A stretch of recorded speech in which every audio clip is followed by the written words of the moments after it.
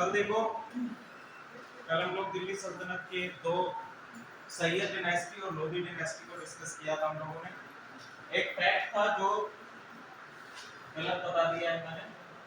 देखिए, शुरुआत के ये जो आपके चार वंश हैं, ठीक है, शुरुआत के जो चार वंश है, गुलाम वंश, खिलजी वंश, तुगलक और सैयद, ये सभी वंश आपके कौन से हैं? तुर्की। ठीक है, ध्यान रखिएगा, ये चार वंश आपके तुर्की हैं।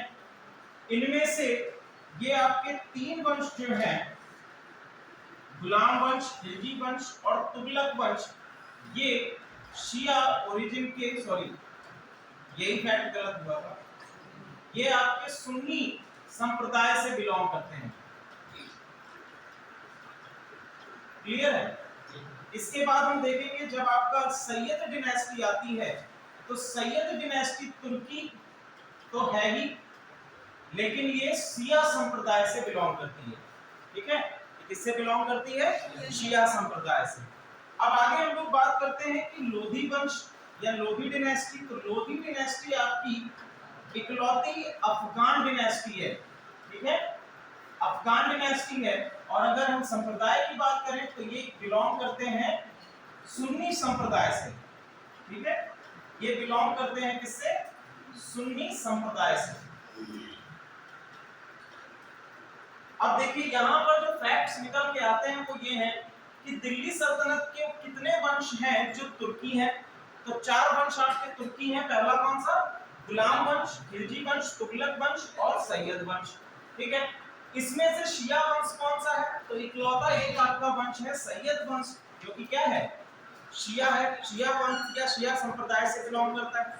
फिर हमने बात करी कि लोधी वंश किस संप्रदाय से बिलोंग करता है? सुन्नी संप्रदाय से बिलोंग करता है और इकलौता अफगान डिनेस्टी है। ठीक है, दिल्ली सल्तनत के अंतर्गत। क्लियर है? तो इसको आप लोग ध्यान रखिएगा, इसको पिक्चर आप लोग ले लीजिएगा स्क्रीनशॉट। जब आप वीडियो देखें तो आपको ये लिखा हुआ मिल जाएगा एक जगह पे। आगे हम लोग बात करते हैं, कल जहां पर हम लोगों ने अपनी क्लास को छोड़ा था, हुमायूं हम लोग डिस्कस कर रहे थे। हुमायूं के बारे में कुछ बातें हम लोगों ने ऑलरेडी डिस्कस करी भी थी कि हुमायूं का प्रारंभिक जीवन, हुमायूं का हम लोगों ने इसके नाम का मतलब देखा क्या होता है? भाग्यशाली। ठीक है, क्या मतलब होता है? भाग्यशाली। ठीक है, लेकिन पूरे ही अपने जीवन में सबसे दुर्भाग्यशाली शासक के तौर पर हुमायूं ही रहा है। ठीक है, अब देखिए, हुमायूं ने जब शासक बनता है तो हुमायूं ने अपने साम्राज्य को अपने भाइयों में विभाजित कर दिया। दूसरी चीज कि बाबर जितना सकुशल सैन्य, बाबर जो है जितना सकुशल सैनिक था, उतना अच्छा सैनिक हमारा हुमायूं नहीं था। ठीक है, साथ ही साथ इसी समय में शेर शाह सूरी के विद्रोह, ये भी एक इंपॉर्टेंट फैक्टर प्ले करते हैं हुमायूं के शासनकाल, या हम कह सकते हैं हुमायूं के साम्राज्य को विकसित ना होने में। क्लियर है यहां तक? आगे हम बात करेंगे हुमायूं के शासनकाल के कौन कौन से इंपॉर्टेंट बैटल्स हैं, कौन कौन से इंपॉर्टेंट युद्ध हैं। तो इसमें सबसे पहले हम लोग देखते हैं, सबसे पहला है आपका दोहरिया का युद्ध 1532। दोहरिया का युद्ध 1532। ठीक है, दोहरिया का युद्ध किसके किसके बीच में है? हुमायूं और अफगानों के बीच में है। हुमायूं और अफगान सरदारों के मध्य ये दोहरिया का युद्ध लड़ा गया था। इस युद्ध में हुमायूं की विजय होती है। इसका परिणाम अगर हम बात करें तो इसमें क्या है? हुमायूं की विजय।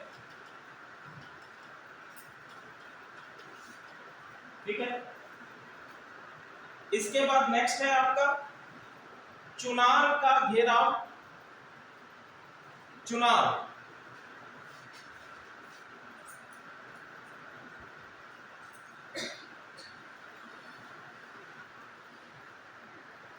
ठीक है, अब देखो 1532 में दौराह, हम लोगों ने अभी बात करी, दौराह दोहरिया का युद्ध जो है 1532 में है। इसके बाद हमने देखा कि 1532 में दौराह में अफगानों को हराया और हुमायूं ने चुनार के किले को घेराबंदी कर ली। ठीक है, चुनार के किले की घेराबंदी कर ली, और जब ये चुनार के किले की घेराबंदी करता है वहां पर इसका युद्ध किसके साथ हो रहा है? शेर शाह सूरी के साथ में युद्ध होगा। शेर शाह सूरी के साथ में, इसको हम लोग कहते हैं चुनार का घेराव, चुनार का घेराव। और इसके बाद चुनार के घेराव में एक संधि देखने को मिलती है शेर शाह सूरी और हुमायूं के बीच में। इसमें कोई भी विजय नहीं होता है, शेर शाह सूरी और हुमायूं के बीच में एक संधि स्थापित होती है। लेकिन आगे चलकर संधि, या हम लोग कहेंगे कि ट्रीटी स्थापित हो गई हुमायूं और शेर शाह सूरी के बीच में। लेकिन आगे चल के हम देखते हैं कि 1539 में शेर शाह सूरी ने चौसा के युद्ध में हुमायूं को हराया। ठीक है, चौसा के युद्ध में हुमायूं को हराया। इससे पहले कुछ इसके अभियान है 1532 और 1539 के बीच में हुमायूं ने अपने शासन को सशक्त करने के कुछ प्रयास किए, उनको हम लोग देख लेते हैं। सबसे पहला लिखिए गुजरात का अभियान 1534 से 1535। पहला है आपका गुजरात का अभियान, ये आपका 1534 टू 1535, 1534 से 1535 तक है। इसमें गुजरात पर अधिकार, इस समय का शासक है बहादुर शाह। गुजरात में जो शासक है वो कौन है? बहादुर शाह। तो बहादुर शाह पर विजय प्राप्त करके हुमायूं ने गुजरात को अपने अधीन कर लिया। लेकिन बहादुर शाह क्या करता है? पुर्तगालियों की सहायता लेता है। अब तक भारत में पुर्तगालियों की सहायता से इसने पुनः हुमायूं से गुजरात को स्वतंत्र करा लिया। बहादुर शाह ने गुजरात को पुनः स्वतंत्र करा लिया। इसके बाद में देखेंगे कि पुर्तगालियों ने बहादुर शाह की हत्या भी कर दी। क्लियर है? नेक्स्ट है आपका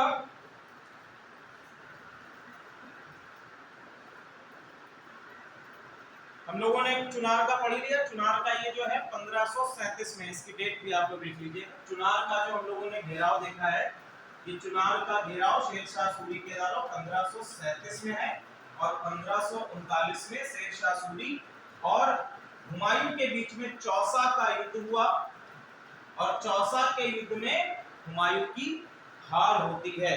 ठीक है, चौसा के युद्ध में हुमायूं की हार होती है। चौसा के युद्ध में कहा जाता है कि हुमायूं ने अपनी जान बचाने के लिए, यहाँ पर एक रिवर बहती है जिसका नाम है कर्मनासा रिवर। ठीक है, कर्मनासा नदी, और कर्मनासा नदी में हुमायूं ने छलांग लगाकर अपनी जान किसी तरह बचाई चौसा के युद्ध में। ठीक है, यहां पर चौसा के युद्ध में जब हुमायूं कर्मनासा रिवर में छलांग लगाता है तो इसको एक भिष्टी की सहायता मिलती है। उसका नाम लिख लीजिए, निजाम सक्का भिष्टी। निजाम सक्का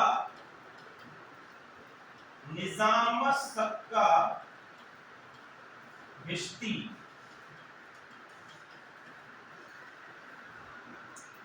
निजाम सक्का भिष्टी, और ये वो पर्सन है जो मुगल वंश में एक दिन का शासक भी बनता है। क्या है? इसको एक दिन का शासक भी बताया जाता है। और ये वो शासक है जिसने चमड़े के सिक्के चलवाए थे।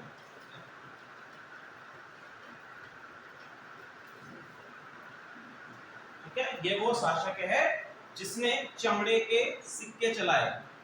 इसका जिक्र हमें हुमायूं नामा में इसके बारे में बताया गया।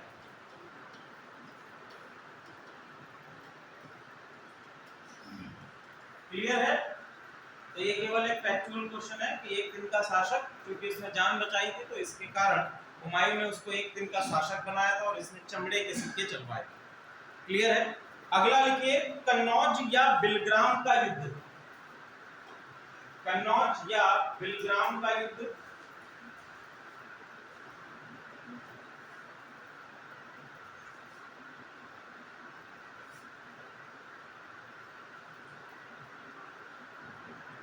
ठीक है। कन्नौज या बिलग्राम का जो युद्ध है इसका हम लोग देखेंगे क्या आउटकम आता है, किसके किसके बीच में हो रहा है ये, हुमायूं और शेरशाह सूरी के बीच में हो रहा है, कन्नौज में हो रहा है 1540 में। और हम देखेंगे कि इसमें हुमायूं पूरी तरह से पराजित हो जाता है और जाकर शरण लेता है कहां पर, अमरकोट में जाकर शरण लेता है, ठीक है। और इसके बाद दिल्ली में पूर्ण सत्ता स्थापित हो जाती है शेरशाह सूरी की, यहाँ पर सूर डायनेस्टी की स्थापना होती है, क्लियर है। तो कुछ समय के लिए मुगल वंश दिल्ली से क्या हो रहा है, बाहर जा रहा है। अभी क्या है, हुमायूं कहां चला गया है, हुमायूं अमरकोट में जाकर शरण लेता है। चलिए अब यहां से हम लोग पढ़ लेते हैं कि भैया 1540 और 1555 के बीच में कौन शासक रहे हैं और इनके द्वारा दिल्ली में क्या क्या डेवलपमेंट्स या कौन कौन सी चीजें या डिफरेंट आपके निर्माण कार्य, स्थापत्य कला या इनकी प्रशासनिक व्यवस्था क्या क्या है उसको हम लोग डिस्कस करेंगे। तो शेरशाह सूरी, ठीक है, 1540 से 1555 तक इन्होंने शासन किया है दिल्ली में। ध्यान दीजिएगा ये मुगल वंश के अंतर्गत नहीं है, ये एक अलग डिनेस्टी है जिसको हम लोग कहते हैं सूर वंश, ठीक है, इसको हम लोग क्या कहते हैं, सूर वंश बोलते हैं। और इसमें एक ही शासक आपके इंपॉर्टेंट है, शेरशाह सूरी। इसके बाद सिकंदर सूरी भी है लेकिन वो इतने इंपॉर्टेंट नहीं है एग्जामिनेशन पर्सपेक्टिव से, ठीक है। इनका मूल नाम क्या है, फरीद, ठीक है, फरीद, पहले इनका नाम फरीद है मूल नाम, इसके बाद शेर खान और अंत में इनको क्या कहा जाता है, शेर शाह कहा जाता है, ठीक है।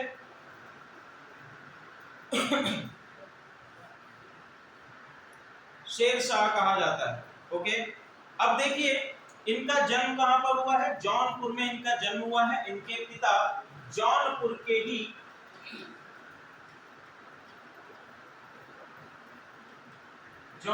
ही जागीरदार थे, इनको जागीर प्राप्त थी।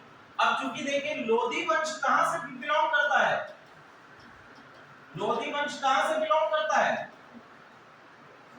अफगानी डिनेस्टी थी ना, लोधी क्या थे, मूलतः अफगान थे। और ये आपका जो सूर वंश है ये भी क्या है, अफगानी वंश है, ये भी अफगान है, ओके। तो हम लोग बात करेंगे जागीरदार थे जौनपुर के, जौनपुर में इनका जन्म होता है। 1540 में हुमायूं को परास्त करने के बाद यह शासक बनता है, ठीक है। और फिर से हम देखते हैं कि दिल्ली में आपकी अफगानी शासन या अफगानी सत्ता का विकास शुरू हो जाता है, अफगानी सत्ता स्थापित हो जाती है, क्लियर है। आगे हम बात करेंगे,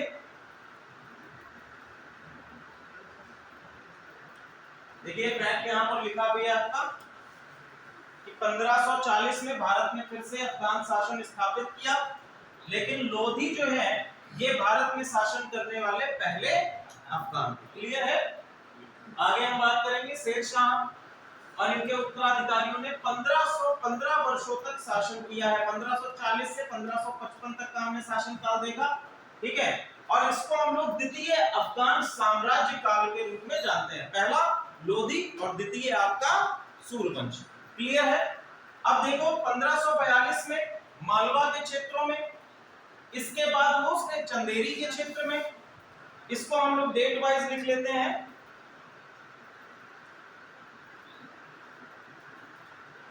मालवा का अभियान है 1542, ठीक है। 1542, 1543 चंदेरी, 1543 चंदेरी के क्षेत्र में, 1542 के मालवा के क्षेत्र को अपने शासन में मिलाया। राजस्थान के क्षेत्र में अगर हम बात करें तो मारवाड़ है, रणथंभौर, नागौर, अजमेर, मेड़ता, जोधपुर, बीकानेर, इन सभी क्षेत्रों को भी, यानी राजपूत जो आपके राजपूत डिनेस्टी जो राजस्थान के क्षेत्रों में है उनको अपने शासन के अधीन लाने के लिए ये सभी अभियान है। इसके बाद बंगाल के क्षेत्रों में हम देखें तो अफगानों को 1545 तक उन्होंने सिंध और पंजाब से लेकर पूरे राजपूताना और बंगाल तक के क्षेत्रों में अपना शासन स्थापित कर लिया, ठीक है। अभी मैप के उससे हम लोग देख लेते हैं। अब बात करेंगे बुंदेलखंड के क्षेत्र की। बुंदेलखंड का क्षेत्र उत्तर प्रदेश का कौन सा क्षेत्र है? महोबा, और जो आपका झांसी, महोबा, एक और जिला उसमें आता है ललितपुर, ये सभी छोटा हिस्सा किसका है? बुंदेलखंड रीजन का। ठीक है,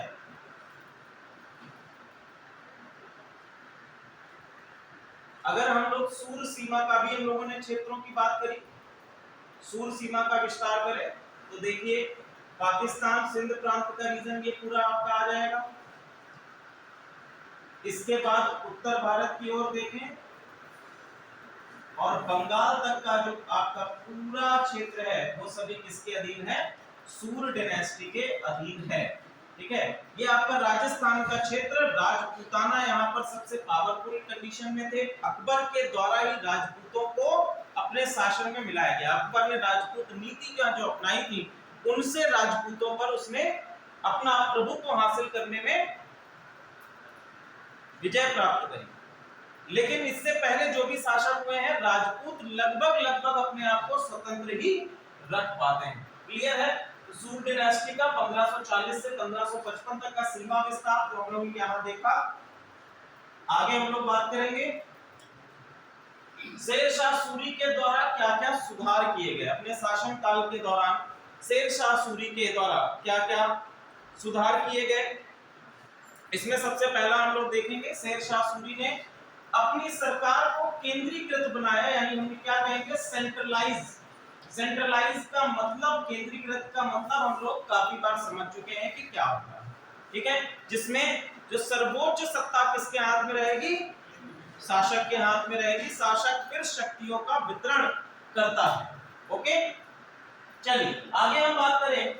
अब देखिए शासक आपका क्या है? सर्वोच्च है, लेकिन कुछ मंत्रियों की सहायता से अपने शासन को सुचारू रूप से चलाने का काम कर रहा है। कौन कौन से मंत्री हैं? पहला है आपका दीवान-ए-विजारत। ठीक है, पहला क्या है आपका? दीवान-ए-विजारत। विजारत को क्या कहा गया? वजीर। अब इनके क्या क्या कार्य हैं? पहला कार्य है राजस्व, ठीक है, और दूसरा आपका वित्त। ठीक है, यानी कि एक कॉमर्स और इकोनॉमिक एक्टिविटीज को देखेंगे दीवान-ए-विजारत। दूसरा है आपका दीवान-ए-आरिज, ये बेसिकली क्या है? मिलिट्री या सेना के प्रभारी के तौर पर है। फिर है दीवान-ए-रसालत। दीवान-ए-रसालत विदेश मंत्री, शेरशाह सूरी के शासनकाल में दीवान-ए-रसालत है। दीवान-ए-रसालत विदेश मंत्री। दीवान-ए-इंशा ये आपके क्या है? संचार मंत्री या कम्युनिकेशन मिनिस्टर के तौर पर काम करते हैं। क्लियर है यहां तक? नेक्स्ट हम लोग बात करेंगे सरकार जो है, इनका जो क्षेत्र पूरा है दो भागों में विभाजित है।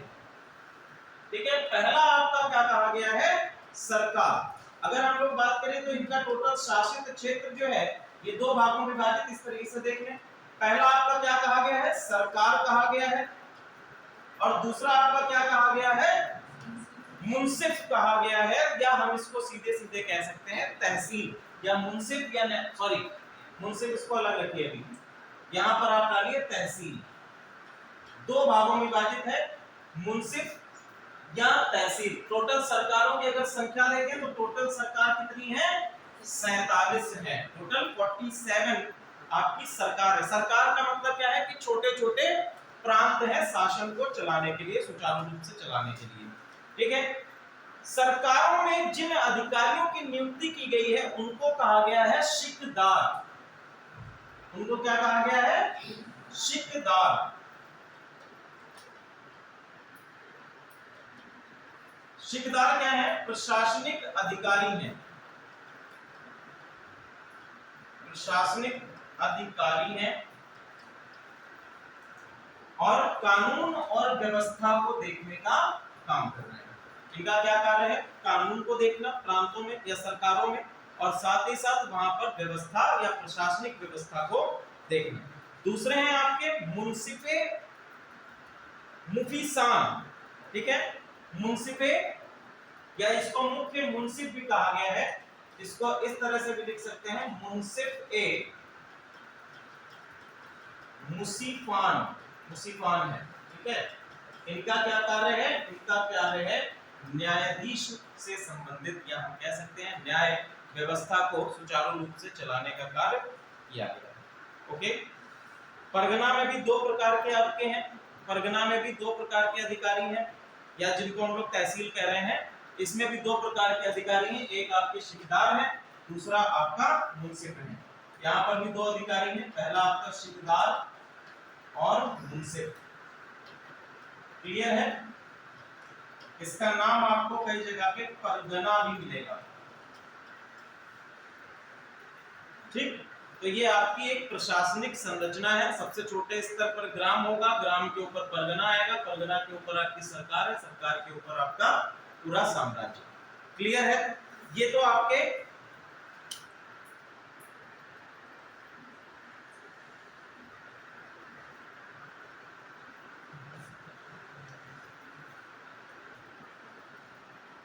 इसके साथ साथ एक नया पद भी इनके द्वारा बनाया गया है, उसको कहा गया अमीर ए, अमीर, या कहा गया है अमीन ए बांग्ला, ठीक है। अमीर ए बांग्ला, ये शेर शाह सूरी के द्वारा एक नया पद बनाया गया। इसमें काजी फजीलात, काजी फजीलात ये पहले अमीर ए बांग्ला है, काजी फजीलात ये आपके प्रथम अमीर बांग्ला है। क्लियर है यहां तक? आगे देखिए, मुद्रा सुधार, अगला लिखिए मुद्रा सुधार, करेंसी डेवलपमेंट या करेंसी रिफॉर्म्स।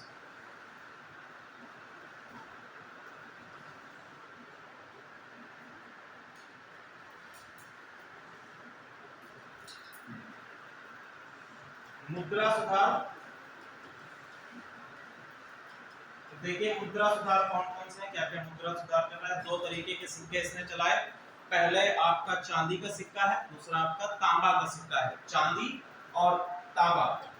चांदी का सिक्का इसको कहा गया रुपया, और तांबा का सिक्का इसको कहा गया दाम, ठीक है। चांदी का सिक्का इसने किस नाम से चलाया? रुपया के नाम से चलाया, जो वर्तमान समय में है, और तांबा का जो सिक्का चलाया उसको कहा गया दाम। इसके शासन काल में टोटल 23 टकसाल थी। कितनी टकसाल है? टोटल आपकी 23 टकसाल है, जहां पर सिक्कों की मिंटिंग की जाती है। टकसाल का मतलब क्या होता है? जहां पर सिक्कों की मिंटिंग की जाती है, सिक्कों की छपाई की जाती है, उसको कहते हैं टकसाल। ओके।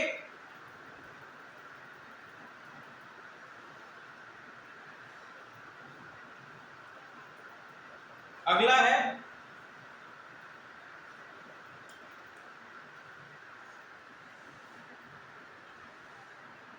अब देखिए कुछ आपके अधिकारियों के नाम और आपको मिल जाएंगे। एक आपका मिलेगा शिकदार, इसको हम लोग समझ चुके हैं।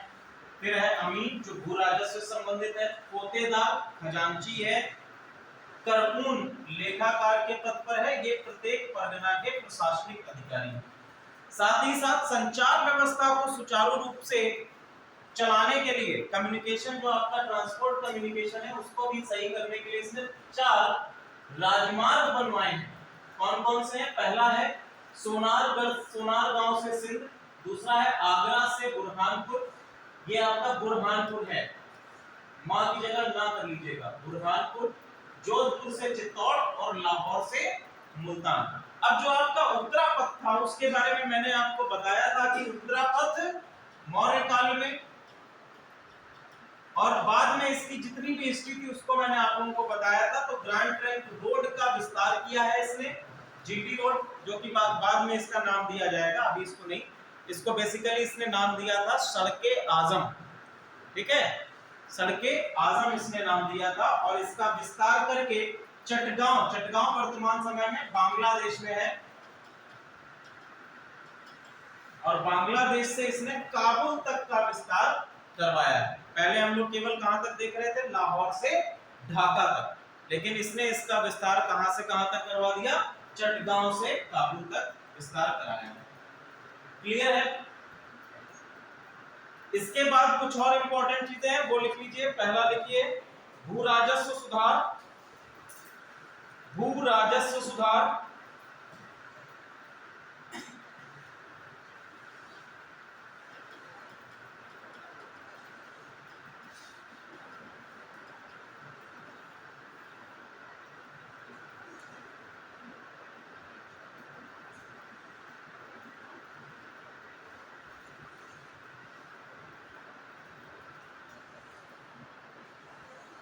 ठीक है। तो भू राजस्व सुधार के लिए सबसे पहला इसने काम क्या किया है? सबसे पहला इसने कार्य किया है कि भूमि की पैमाइश, भूमि की पैमाइश करवाई। अब देखो आपको राजस्व लेना है, तो राजस्व के लिए आप क्या करेंगे? भूमि का मापन करेंगे। मापन के लिए जो इसने इकाई यूज करी है, मापन के लिए जो इसने इकाई यूज करी है, कल हम लोगों ने एक इकाई पढ़ी थी सिकंदर लोदी की। ठीक है, सिकंदर लोदी ने मापन की एक इकाई बनाई थी, उसी इकाई का प्रयोग यहां पर भी किया गया है। क्लियर है? आगे हम लोग देखते हैं भूमि का विभाजन इसने 3 चरणों में किया है। उनकी उर्वरता के आधार पर भूमि का विभाजन किया गया है। तो 3 विभाजन कौन कौन से हैं? पहला है आपका उत्तम, मध्य या मध्यम और निम्न। उत्तम, मध्यम और निम्न। ठीक है, उत्तम, मध्यम और निम्न। तो उर्वरता के आधार पर है ये विभाजन। किसके आधार पर किया? ये विभाजन आपका किस पे है? उर्वरता के आधार पर। और जैसा कि भूमि की, पहला काम इसने क्या किया? भूमि की पैमाइश। ठीक है, इकाई कौन सी यूज करा है? तो सिकंदर के द्वारा, सिकंदर लोदी के द्वारा जो आपका इकाई बनाई गई थी सिकंदरी गज। सिकंदरी गज, जिसको हम लोगों ने बताया भी था ये कितनी होती है? 30 इंच के बराबर होती है। इसका प्रयोग किसके लिए किया गया? भूमि की पैमाइश के लिए किया गया। अब भूमि का भी उर्वरता के आधार पर विभाजन कर दिया गया। उत्तम यानी कि सब सर्वोत्तम अगर होगी, उर्वरता अधिक होगी तो उत्तम, उसके बाद कम होगी तो मध्यम में, और सबसे कम होगी तो निम्न स्तर पर। तो उर्वरता के आधार पर ही किसानों से लगान भी वसूला जाएगा। कि मान लीजिए कि भूमि अगर उत्तम स्तर की है और उसकी पैमाइश अधिक है तो अधिक लगान, अगर निम्न स्तर की है तो उससे निम्न लगान वसूला जाएगा। तो ये भी इसने पहला काम किया। आगे हम लोग देखें,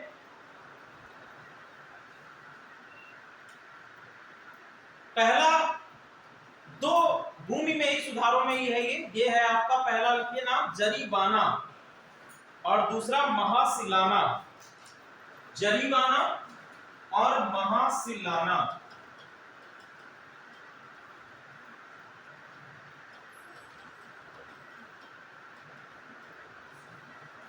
जरीबाना और महासिलाना ये है आपका भूमि पैमाइश कर। भूमि के मापन के लिए जो आपका कर लगाया जा रहा है ये है आपका भूमि पैमाइश कर, और ये 2.5% लगाया जाता था, 2.5% लगाया जाता है। इसके बाद है भूमि राजस्व कर।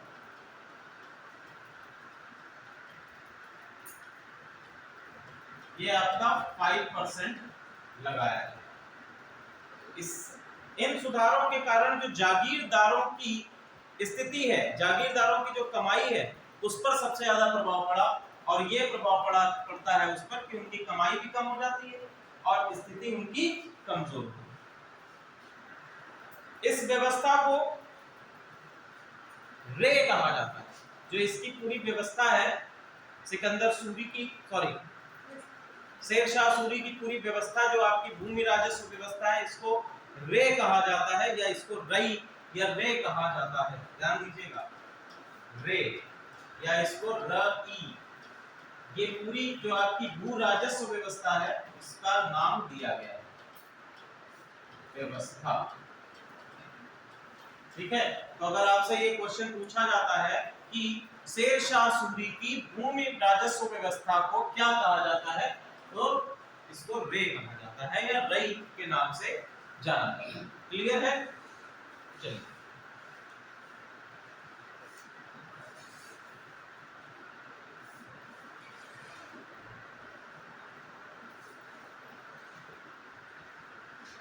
स्थापत्य कला। स्थापत्य कला तो सबसे पहला पटना शहर को बसाने का कार्य, पटना शहर। दूसरा किला ए कुहना, किला ए कुहना, इसका निर्माण भी शेर शाह सूरी के द्वारा कराया गया है। शेर शाह सूरी के द्वारा कराया गया। किला ए कुहना जो है ये आपका दिल्ली में स्थित है। किला ए कुहना ये एक प्रकार की मस्जिद है।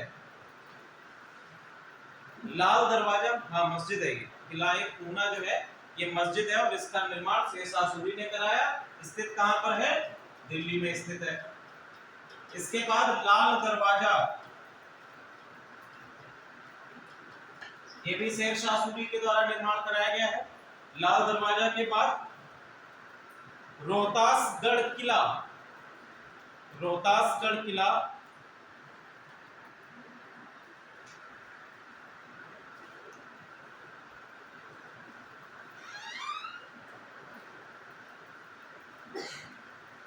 रोहतासगढ़ किला।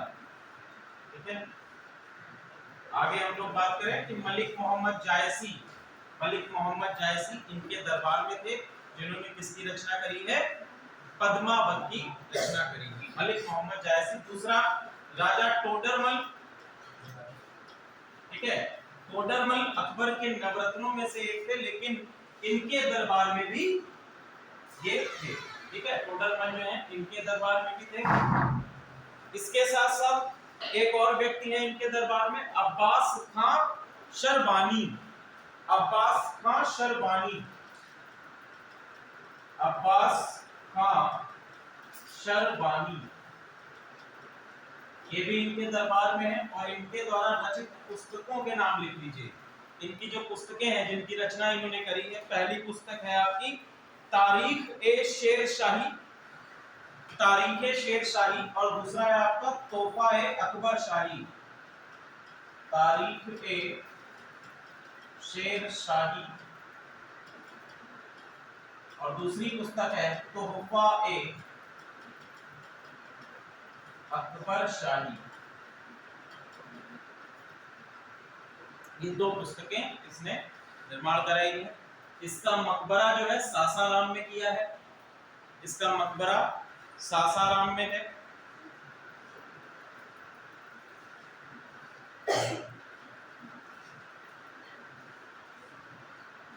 ठीक है, तो भैया शेर शाह सूरी के शासन काल के बारे में ऐसा कहा जाता है, जो अकबर खां शेरवानी ने तारीख शेर शाही में लिखा है कि शेर शाह सूरी के शासन काल में यदि कोई स्त्री या कोई बूढ़ी स्त्री भी टोकरी में गहनों को भर के ले जाती है, तब भी उसको कोई भी लूटेगा नहीं। यानी कि इतनी अच्छी शासन व्यवस्था, इतनी अच्छी कानून व्यवस्था इसके शासन काल में थी कि कोई भी किसी भी प्रकार की लूटपाट या किसी भी प्रकार का अराजक तत्व इसके शासन काल में नहीं थे। ऐसा किसने लिखा है? अब्बास खां शरबानी ने लिखा।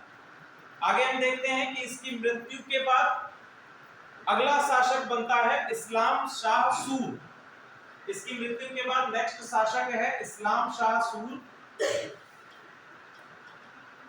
इस्लाम शाह सूर कुछ ही समय तक इसने शासन किया, क्योंकि इसकी मृत्यु का पता जब हुमायूं को लग गया तो हुमायूं ने कहा अब हम वापस चलते हैं। ठीक है, तो इसका शासन काल है 1554 से 1545 से 1554। ठीक है, 1545 से 1554, 45 to 54। इस्लाम शाह सूर। इसके बाद नेक्स्ट शासक है आपका सिकंदर सूर, और सिकंदर सूर अंतिम शासक है। इस्लाम शाह सूर और अगला शासक सिकंदर सूर। 1554 टू 55 और सिकंदर सूर पर आक्रमण किया है हेमू या हेमचंद्र विक्रमादित्य। ठीक है, हेमचंद्र विक्रमादित्य। हेमचंद्र विक्रमादित्य के बारे में अगर हम बात करें तो पहले तो सिकंदर सूर की बात कर लेते हैं।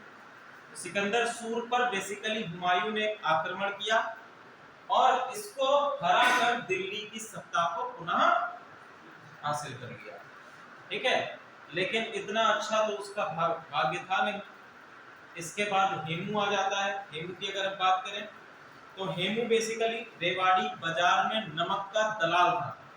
ठीक है, मूलतः क्या है ये, रेवाड़ी के बाजार में नमक का दलाल था। आगे हम करेंगे तो इसमें बेसिकली एक सेनापति के तौर पर सूर्य डायनेस्टी में कार्य करता था और लगभग 22 लड़ाइयां इनके लिए इसने जीती। ठीक है, लगातार 22 लड़ाइयां इसने जीती हैं और एक भी युद्ध में मारा नहीं गया। लेकिन अंतिम युद्ध जो इसने लड़ा अकबर की सेना के खिलाफ, उस युद्ध में ये पराजित हुआ और इसके बाद हम देखेंगे कि अकबर का शासनकाल स्टार्ट हो जाता है।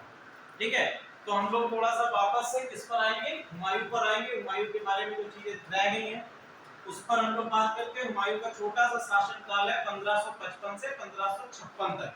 ठीक है, तो 1540 में हम लोग देख गए थे, 1540 में हुमायूं हार गया था और कहां चला गया था, अमरकोट में जाकर इसने शरण ली और वहां से फिर इसने क्या किया, धीरे धीरे अपनी सत्ता को या अपनी शक्ति को बढ़ाने का प्रयास किया, अपनी सैन्य शक्ति को बढ़ाने का प्रयास किया। तो इसने कई सारी चीजें की। पहला तो क्या है कि वैवाहिक संबंध स्थापित किए, इससे हमीदा बानो बेगम। ठीक है, हमीदा बानो बेगम से विवाह किया अमरकोट में ही।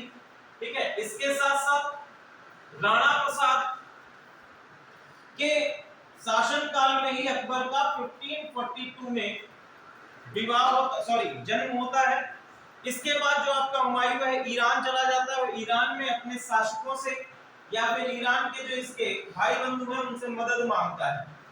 ठीक है, यहाँ पर देखो, यहाँ ईरान के शासक से इसने मदद मांगी और इसके बाद आता है अपने फरगाना के क्षेत्रों में जहां पर इसके भाई हैं, पहले आपके कामरान है, दूसरे आपके अस्करी हैं।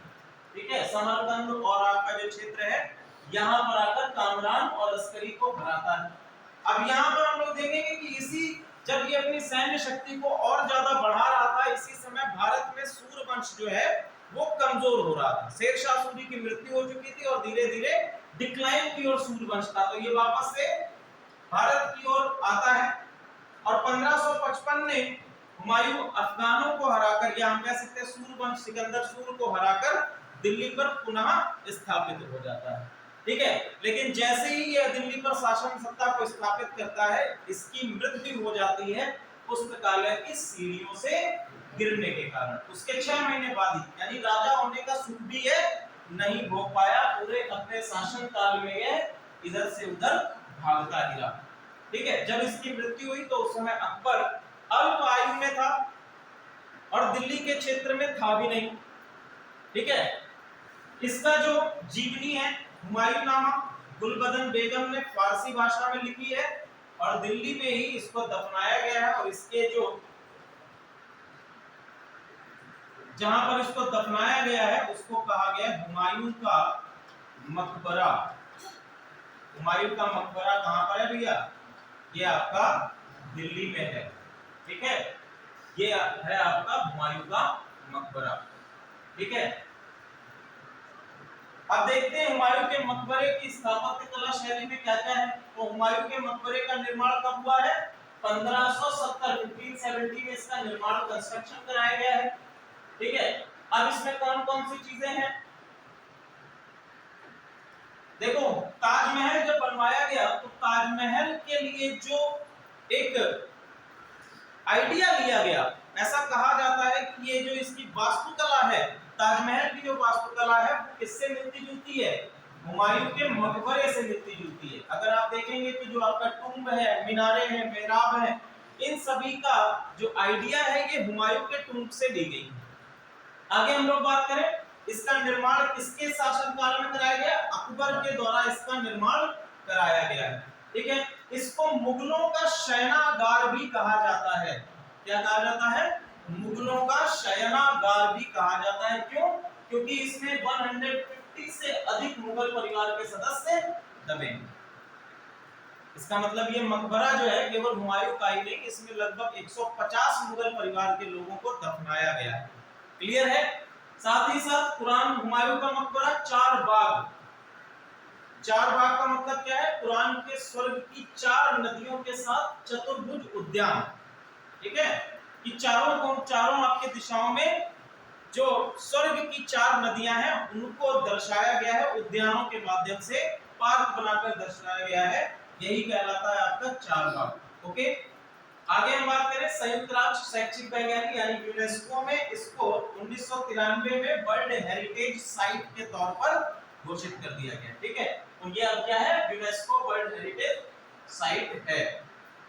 अब देखो स्थापत्य कला की बात करें तो मिश्रित वास्तुकला मिलेगी आपको, भारतीय, फारसी, तुर्की। ये आपका एक मिश्रित स्थापत्य कला। मेंस में इस तरह के क्वेश्चन बनते हैं स्थापत्य कला के विषय में। ठीक है, हुमायूं के मकबरे के बारे में स्थापत्य कला किस प्रकार की है, तो मिश्रित कला है। कौन कौन से मिश्रण है? भारतीय है, फारसी है, तुर्की है। Okay, Indo Persian, Turkish.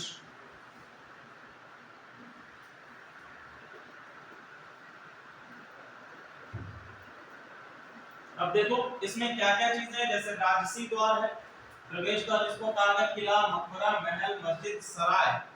भवन निर्माण सामग्री में क्या क्या चीजें यूज हुई है? लाल बलुआ पत्थर यूज हुआ है। दो ही चीजें आपको मुगल वंश में देखने को मिलेंगी, या तो लाल बलुआ पत्थर या लाल पत्थर, और या तो आपको सफेद पत्थर। अकबर जो था वो he was the found of red stone, उसको लाल पत्थर से बहुत प्यार था।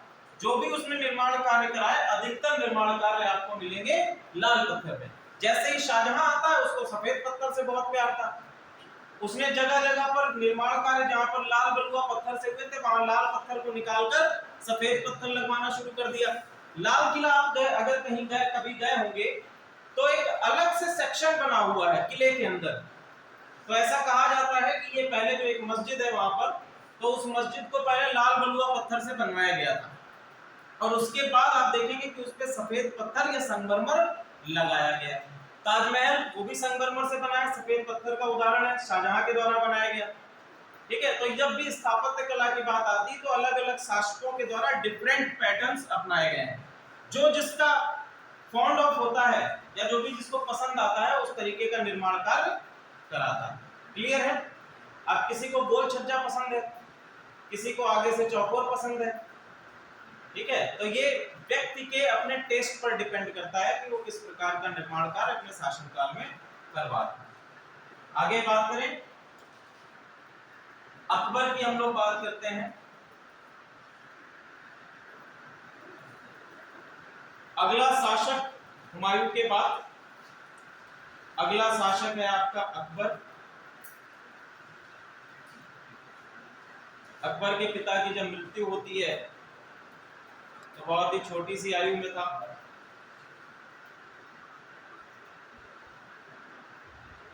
जैसे ही हुमायूं की मृत्यु हुई तो उसी समय हेमू ने दिल्ली पर आक्रमण कर दिल्ली पर अपनी सत्ता स्थापित कर दी। ठीक है, हेमू।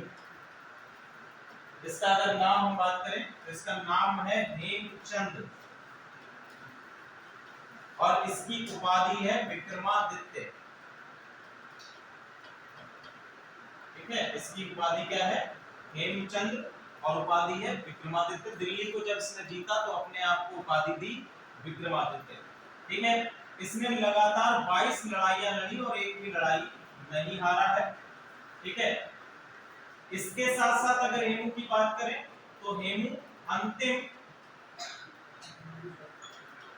हिंदू शासक कहा जाता है।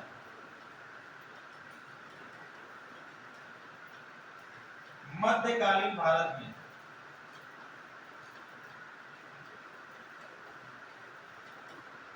ठीक है, मध्यकालीन भारत का अंतिम हिंदू शासक कहा जाता है, या दिल्ली का अंतिम हिंदू शासक कहा जाता है। टर्म ध्यान रखिएगा, दिल्ली का अंतिम हिंदू शासक, ठीक है, क्योंकि अकबर के समय में आप देखेंगे विजयनगर साम्राज्य राजा कृष्णदेव राय काफी फलीभूत हुए, अकबर के समकालीन ही थे। बहमनी साम्राज्य है, तो हेमू क्या है, दिल्ली का अंतिम हिंदू शासक है, इसको दिल्ली लिख लीजिएगा, दिल्ली का अंतिम हिंदू शासक। अकबर के बारे में कुछ चीजें जान लेते हैं। अकबर जिनका नाम है, दिख रहा है आप लोगों को, दिख नहीं रहा होगा, ठीक है, हिंदी में इसको लिख लीजिए, अबुल फत जलाल उद्दीन मोहम्मद अकबर। अबुल फत, या उसमें मैंने भेजा है तो उसमें आप लोगों को मिल जाएगा, जलालुद्दीन मोहम्मद अकबर, इसको देख लीजिएगा, उसमें लिखा हुआ है सारा। जन्म तिथि क्या है, 25 अक्टूबर 1542, डेथ 27 अक्टूबर 1605, 1605 में पेचिस की वजह से मृत्यु हो गई। हुमायूं और हमीदा बानो बेगम, इनकी माता का नाम है हमीदा बानो बेगम, पिता हुमायूं। बर्थ प्लेस क्या है, अमरकोट, राजपूताना कोट, जो वर्तमान समय में सिंध के क्षेत्र में है, वहां पर इनका जन्म हुआ है। पीरियड अगर रूल की बात करें तो 11 फरवरी 1556 से अक्टूबर 27 अक्टूबर 1605 तक का इनका शासनकाल मिलेगा आपको। किससे संबंधित है, रिलीजियस अगर सेक्ट देखें तो सुन्नी पंथ से है और इस्लाम भी है, साथ ही साथ एक और पंथ इनके साथ में जोड़ा जाता है जो इसने स्वयं शुरू किया था, ठीक है, इसने स्वयं एक पंथ शुरू किया है जिसको हम कहते हैं दीने इलाही, ठीक है, दीने इलाही, ठीक। डायनेस्टी तैमूरिड या तैमूर डायनेस्टी के अंतर्गत आते हैं, क्योंकि तैमूर वंश इनका पुराना वंश कहा जाता है। टॉम इनका कहां है, सिकंदरा आगरा में है, जहांगीर अगला शासक इनके बाद बनता है, ठीक है। डेथ प्लेस फतेहपुर सीकरी आगरा में। अगर इनकी पत्नियों की बात करें तो सबसे पहले इनकी पत्नी कौन थी, रुकैया बेगम, और इसके बाद कई सारे वैवाहिक संबंध भी इनके स्थापित हुए हैं। राजकुंवर, या जिनको हम लोग कभी कभी जोधा बाई के नाम से भी जानते हैं, हरका बाई के भी नाम से इनको जाना जाता है। इसके बाद नाथी बाई है, फकारी बेगम है, कसीमा बेगम है। अभी जब हम लोग बात करेंगे शाही हरम की, किस प्रकार में अकबर ने एक हरम की शुरुआत करी थी जिसको कहा जाता है शाही हरम, ठीक है, उसमें हम लोग बात करेंगे, तब इनको देखेंगे। क्लियर है। बुक्स या जो बायोग्राफी इनकी कौन कौन सी है, पहली है आपकी अकबरनामा, अकबरनामा, दूसरी है आपकी आईने अकबरी, अबुल फजल के द्वारा लिखी गई है, अकबरनामा भी अबुल फजल ने लिखा है। इसके बाद है तबाकत ए अकबरी, तबाकत ए अकबरी, और इसको लिखा है ख्वाजा निजामुद्दीन अहमद ने, ठीक है, ख्वाजा निजामुद्दीन अहमद ने।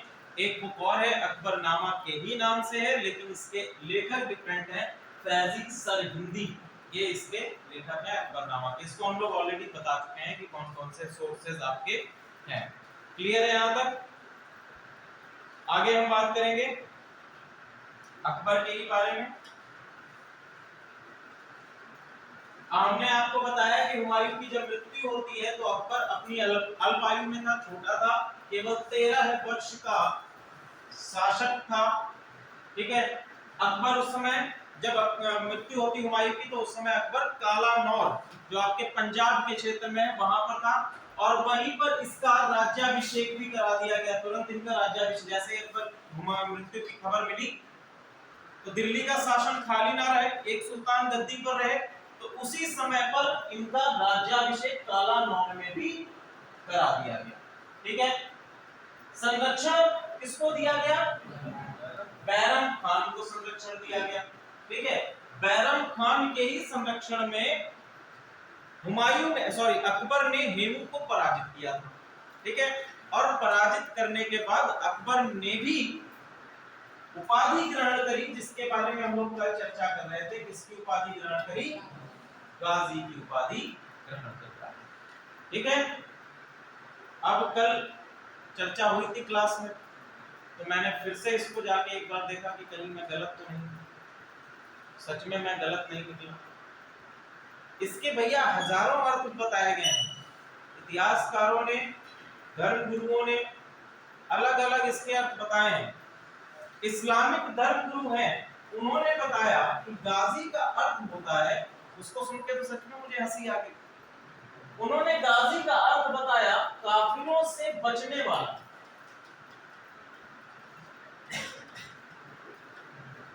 गाजी कौन है? एक ऐसा सैनिक, एक ऐसा व्यक्ति जो काफिरों से बच गया।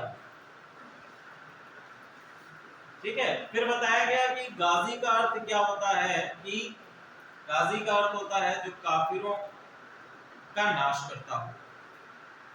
अब एक जगह पर मुझे अच्छा शब्द मिला, ये तो आपका उर्दू शब्द है काफिर।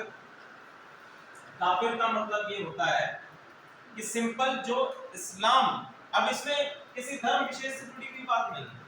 काफिर का सिंपल मतलब होता है जो इस्लाम के शिक्षाओं को पर अमल ना करता हो। ठीक है, वह व्यक्ति जो इस्लाम की शिक्षाओं पर अमल ना करता हो उसको क्या कहा गया? काफिर। अब देखो हमारे यहाँ जो, हाँ बताइए,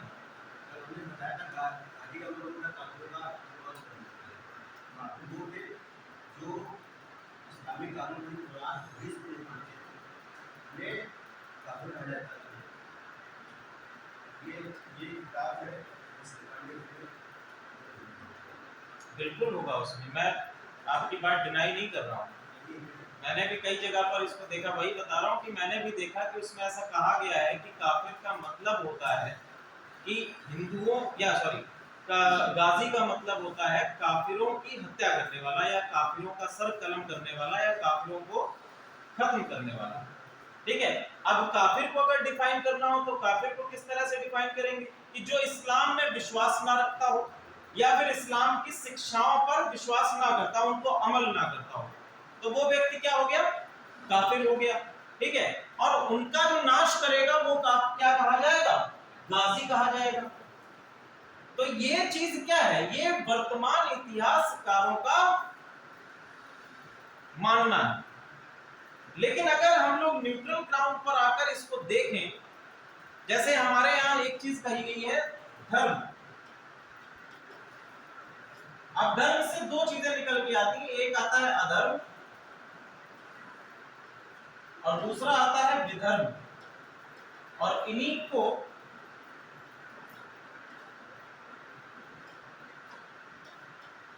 अगर हम निकालें तो इसी से बनता है अधर्मी और दूसरा बनता है विधर्मी। इन दोनों का अर्थ क्या है? यहां से भी देखो काफिर निकल के आएगा। देखो अधर्म को यदि हम अधर्मी की परिभाषा करें तो जो बेसिकली क्या है, जो धर्म को ना मान रहा हो वो क्या हो जाएगा? अधर्मी हो जाएगा। अगर इसको हम लोग इसकी परिभाषा से मिलाने का प्रयास करें तो यह क्या परिभाषा मेल खाती है? काफिर का मतलब क्या है?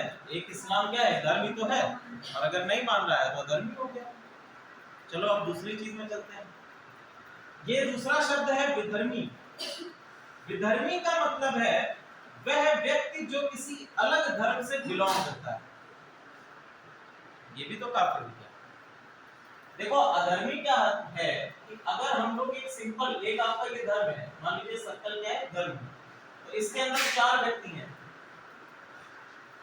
5 व्यक्ति हो गए, इसमें ये 5 व्यक्ति हैं, और 5 व्यक्ति में से एक व्यक्ति जो है ये अलग लीग पर चल रहा है। जो इस धर्म की पर्टिकुलर शिक्षाएं हैं, जो इस धर्म की पर्टिकुलर आपकी सीखें हैं, उन पर नहीं, एक अलग लीग पर चल रहा है, तो इसको क्या कहा जाएगा? अधर्मी कहा जाएगा। ठीक है, अब विधर्मी क्या है कि मान लीजिए कि ये दूसरा पंथ है, इस पंथ से जुड़ा हुआ कोई व्यक्ति है, तो इस पंथ के लिए वो विधर्मी हो जाएगा। क्या है? विधर्मी, कि हमारे धर्म से बिलोंग नहीं करता। क्लियर है? ये तो हमारे उसके अनुसार। अब देखिए जैसे जैसे इतिहासकार किसी भी चीज को लिखते हैं तो हम क्या होता है कि एक शब्द की परिभाषा में डिफरेंशिएशन आने लगता है। ठीक है, शब्द की परिभाषा में क्या होता है, डिफरेंशिएशन आने लगता है। बेसिकली अगर हम पैगंबर मोहम्मद साहब के अनुसार देखें तो गाजी का केवल और केवल एक ही शब्द का मतलब होता है फियर्स्ड मिलिटेंट, या हम कह सकते हैं एक ऐसा सैनिक या साम्राज्यवादी सैनिक भी कह सकते हैं, सिंपल। हालांकि जब आप साम्राज्यवादी इसको कह देंगे तो साम्राज्यवादी कहने का अर्थ क्या होता है कि वो अपने साम्राज्य का विस्तार करेगा और उसके लिए जो भी उसको नीतियां अपनानी पड़ेगी वो उसके धर्म के अंतर्गत ही निहित होगा। क्लियर है? तो कहने का तरीका अलग अलग होता है, शाब्दिक अर्थ के अनुसार उसके अलग अलग होते हैं, लेकिन जो पर्टिकुलर जो उसका रस होता है, जो उसका जिस्ट होता है, वो निकल कर आना चाहिए। और वही आप कैसे निकालेंगे, एक न्यूट्रल ग्राउंड पर रहकर निकालेंगे। अगर हम बात करें गीता की, तो गीता में भी कहा गया है धर्म संस्थापना के लिए मैं बार बार युगों युगों तक आता रहूंगा। ठीक है, अब उन्होंने कहा कि परित्राणाय साधुनाम विनाशाय च दुष्कृताम धर्म संस्थापनाय, ठीक है, ऐसे करके है। तो ये उन्होंने कहा कि मैं धर्म की संस्थापना के लिए, धर्म की स्थापना, जब जब धर्म जो है कमजोर पड़ेगा तो मैं आता रहूंगा। अब वहां पे भैया धर्म जो है, श्री कृष्ण ने कहा धर्म, क्या उस समय हिंदू धर्म था? नहीं था। यहां पर गीता में किस धर्म की बात हो रही है? यहां पर गीता में धर्म, धर्म को अगर परिभाषित करना हो तो यहां पर किस धर्म की बात हो रही है?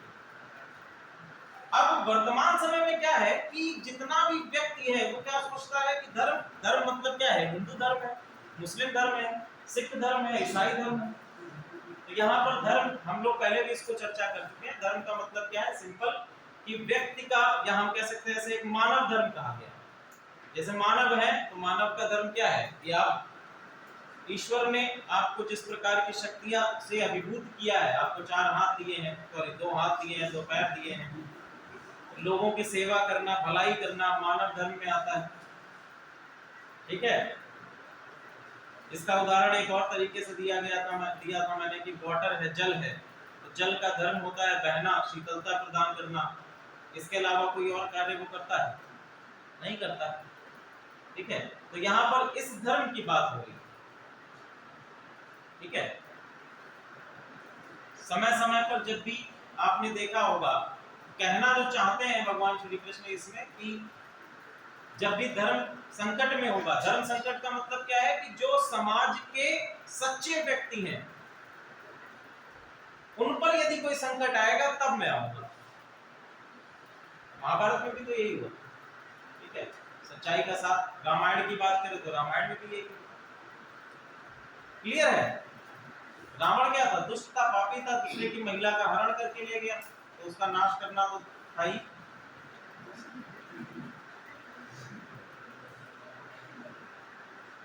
क्लियर है? कहानियों को कहानियां रहने। अब देखो, जब भैया बैरम खान, हमने कहा कि बैरम खान क्या है? संरक्षक है इनका। तो 1555 से 1560 तक जो है मुगल सम्राट के प्रतिनिधि के तौर पर, या हम कह सकते हैं कि आपके अकबर के प्रतिनिधि के तौर पर बैरम खान एज अ संरक्षक रहता है अकबर के काल। ठीक है, अब अकबर जो है बैरम खान से क्या चाहता था? छुटकारा चाहता था, क्योंकि बैरम खान ही इसके सभी निर्णय लेता था। तो अकबर ने बैरम खान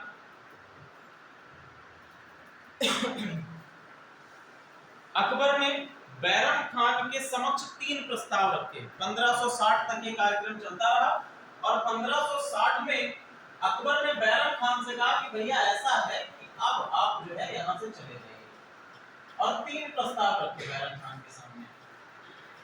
पहले प्रस्ताव में इसने क्या कहा कि पहला प्रस्ताव आपके पास ये है कि मालवा या चंदेरी में आप सूबेदार बन जाइए, मालवा के क्षेत्र में। अब मालवा का क्षेत्र जो है दिल्ली के क्षेत्र से काफी दूर है। ठीक है, मालवा या चंदेरी की सूबेदारी,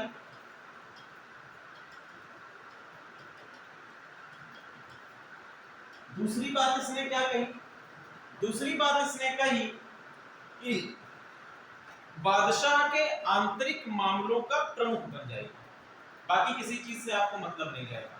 जो हमारे इंटरनल मैटर्स हैं उसमें हम आपसे केवल पूछेंगे, ठीक है, आंतरिक मामले के लिए, आंतरिक मामलों का प्रमुख।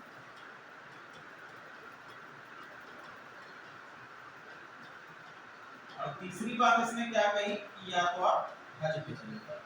अब आंतरिक मामले में ऐसा देखिए, आंतरिक मामले में ऐसा कोई था नहीं। एक शासक के आंतरिक मामले क्या हो सकते हैं, या तो उसके धर्म के बारे में हो सकते हैं, और या धार्मिक शिक्षाओं से संबंधित कोई बात हो सकती है। तो इसने वो भी मना कर दिया कि आंतरिक मामलों का प्रमुख वगैरह कुछ नहीं बनेगा। मालवा या चंदेरी की सूबेदारी, चूंकि ये प्रांत जो है दिल्ली प्रांत से काफी दूरी पर स्थित है, तो इसने ये भी नहीं कहा, ठीक है। तीसरा इसने बात करी कि हज पर चले गए, तो भैया ये जो है हज पर जाने के लिए तैयार हुआ। हज पर जाने के लिए तैयार होने से पहले एक युद्ध होता है जिसको तलवाड़ा का युद्ध या तिलवाड़ा का युद्ध कहा जाता है। तिलवाड़ा, तिलवाड़ा का युद्ध। और तिलवाड़ा के युद्ध में 1560 में यह युद्ध होता है, और तिलवाड़ा के युद्ध में बैरम खान पराजित हो जाता है। बैरम खान पराजित हुआ, और इसके बाद इसने हज के लिए जाना स्वीकार किया, ठीक है। और हज जाते समय गुजरात के पाटन में इसकी मृत्यु हो जाती है। कहां पर मृत्यु हुई? गुजरात के पाटन नामक स्थान पर इसकी मृत्यु हो जाती है, और पाटन के फकीरों के द्वारा, फकीरों के द्वारा इसका देहावसान या क्रियाकर्म कर दिया जाता है, ठीक है। अब हम लोग बात करेंगे, ये तो पहली परेशानी थी अकबर की, बैरम खान। इस बैरम खान को 1560 में किसी तरह से अकबर हटा पाया, तो इसके सामने एक और परेशानी आ गई, जिसको हम लोग कहते हैं, इतिहासकारों ने इसको नाम दिया है पेटीकोट शासन, ठीक है। पेटीकोट शासन, या इसको एक और नाम दिया गया अत का खेल। क्या है, इसको समझने का प्रयास करेंगे। अत का खेल,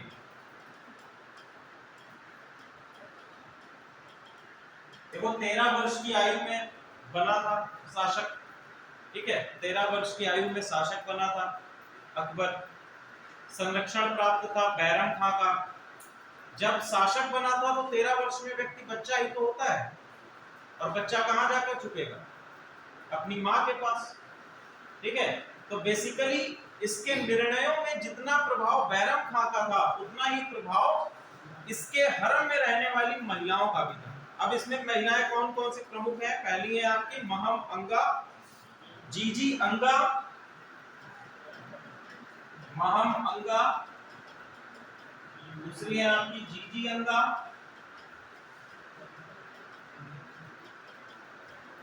अधाय मां, अधाय मां, सॉरी अदम खान है, अदम खां।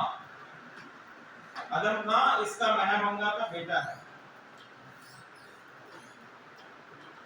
अदम खां। मूवी आपने देखी होगी, तो उसमें अदम खां को मार भी देता है, गिरा देता है नीचे। अदम खां, और इसके बाद है मुनीम खां। अदम खां, मुनीम खां,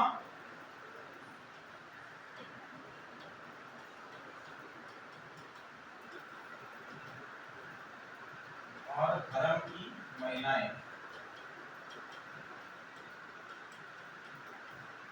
ठीक है। तो जितने भी अकबर के निर्णय रहते थे, उनमें सभी में इनका भी। बैरम खां के बाद जो है सर्वोच्च पद वजीर का महामंगा को मिला। जो भी निर्णय अकबर के हो रहे हैं, ये भी उसमें सम्मिलित हैं। अकबर काफी परेशान हो गया।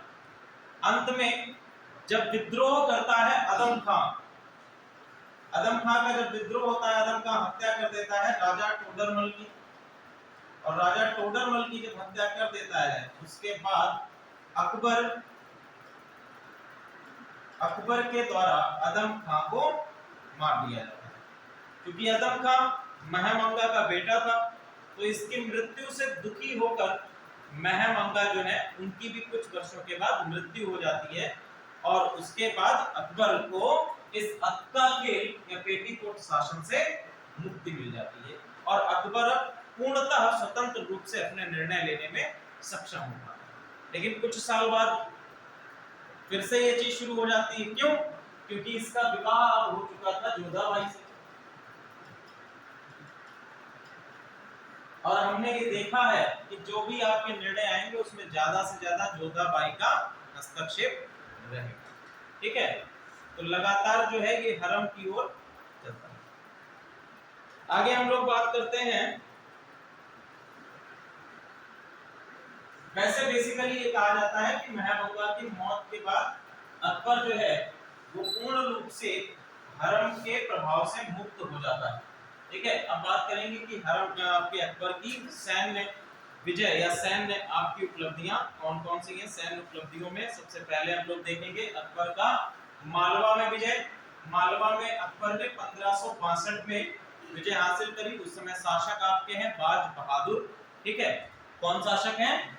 बाज बहादुर। और बाज बहादुर को ही बाद में अकबर ने मनसबदार भी बना लिया।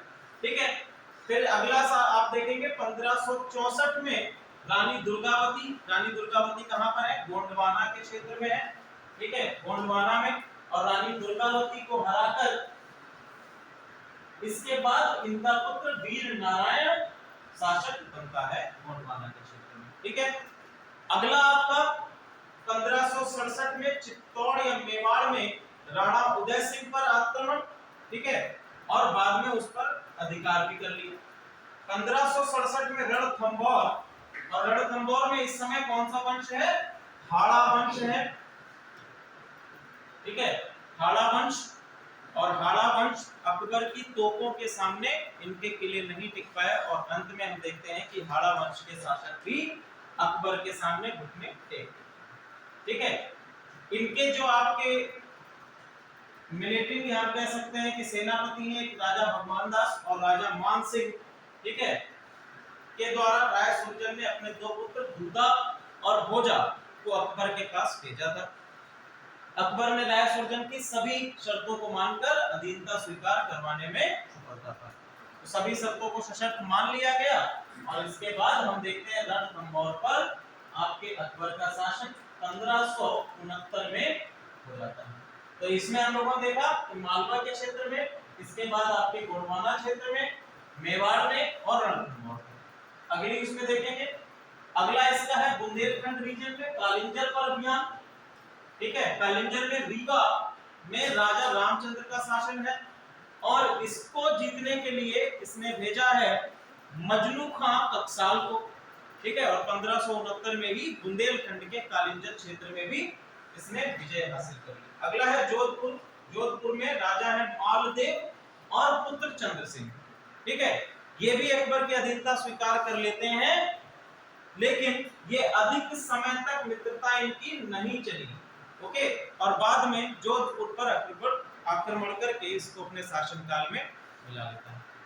तो हम लोग एक एक करके चलते चलिए कि कौन कौन से आपके किस किस डेट में अभियान इसके चल रहे हैं सैन्य अभियान में। अगला है 1573 में मुजफ्फर शाह से गुजरात को जीता, और मुजफ्फर शाह से जब गुजरात को जीता इसने, तो सबसे पहला काम इसने क्या किया कि सीकरी नगर को नाम इसने फतेहपुर सीकरी कर दिया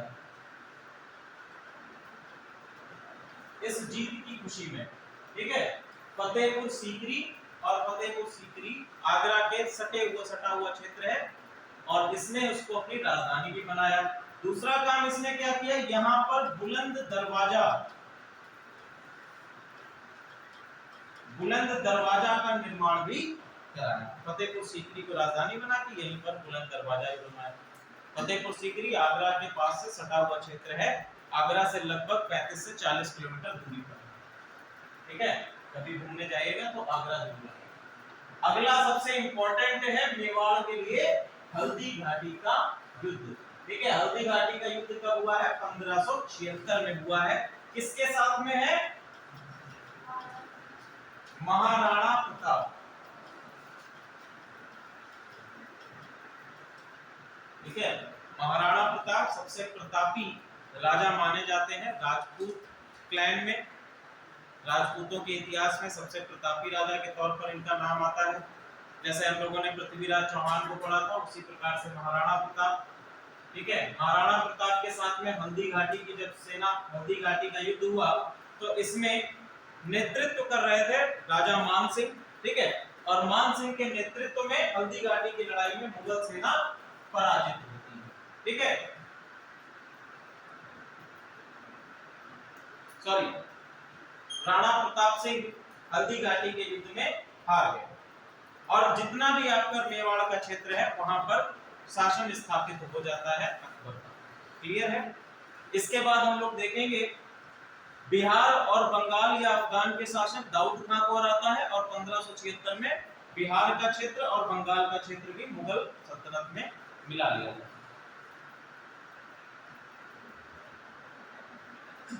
हल्दी घाटी का जब वॉर हुआ तो इस वॉर में हालांकि विजय तो अकबर को हासिल हुई, लेकिन अपनी सेना को बुरी तरह से क्षतिग्रस्त भी अकबर ने पाया। अकबर बहुत बुरी तरह से क्षतिग्रस्त हो गया। हालांकि महाराणा प्रताप ने मेवाड़ को छोड़कर अन्य क्षेत्रों में जाकर शरण ली, लेकिन फिर भी समय समय पर गुरिल्ला वॉर टेक्निक से मुगल वंश के जो काफिले होते थे, उनकी सेनाएं होती थी, उन पर आक्रमण करता रहता। और जब अकबर 1581 या 1580 के आसपास पुनः जो है मेवाड़ पर महाराणा प्रताप ने अपनी सत्ता स्थापित कर ली। अकबर जब अपने बूढ़े वृद्धावस्था में चल रहा था उस समय पर 1580-81 के आरंभ। इसके बाद अपने बेटे मुराद को, इसका बेटा जो था शाह मुराद मिर्जा, ठीक है, अकबर के 3 बेटे थे। पहला है आपका शाह सलीम मिर्जा, दूसरा है आपका शाह मुराद मिर्जा और तीसरा है आपका शाह दानियाल। शाह सलीम मिर्जा, शाह मुराद मिर्जा और तीसरा है आपका शाह दानियाल मिर्जा। ठीक है, तो ये 3 बेटे हैं। अपने बीच के बेटे आपका जो शाह मुराद मिर्जा है, बेसिकली 3 बेटे और तीनों के अलग अलग टेस्ट हैं, अलग अलग चॉइसेस हैं। पहला जो बेटा है आपका शाह सलीम, इसको शराब का बहुत शौक है। ठीक है, ये बचपन से ही जो है इसका एक ही कार्य था कि ये पी के पड़ा रहता था। हालांकि सैन्य क्षेत्र में और कई सारे क्षेत्रों में भी ये गुड़ी था, लेकिन फिर भी ये क्या है, शराबी था। और साथ ही साथ कनीजों का इसे बहुत शौक था, तो उन्हीं के साथ में पड़ा रहता था हरम में। दूसरा आपका था शाह मुराद मिर्जा, इसको युद्ध के अलावा और कुछ आता ही नहीं था। ठीक है, इसको जो है युद्ध के अलावा, सैन्य गतिविधियों के अलावा कुछ भी नहीं आता था। ये सैनिक लगभग पूरा जीवन, इसने ऐसा कहा जाता है कि लगभग पूरा जीवन ये जो है सेना के साथ में ही बिताता था, युद्ध में ही बिताता था।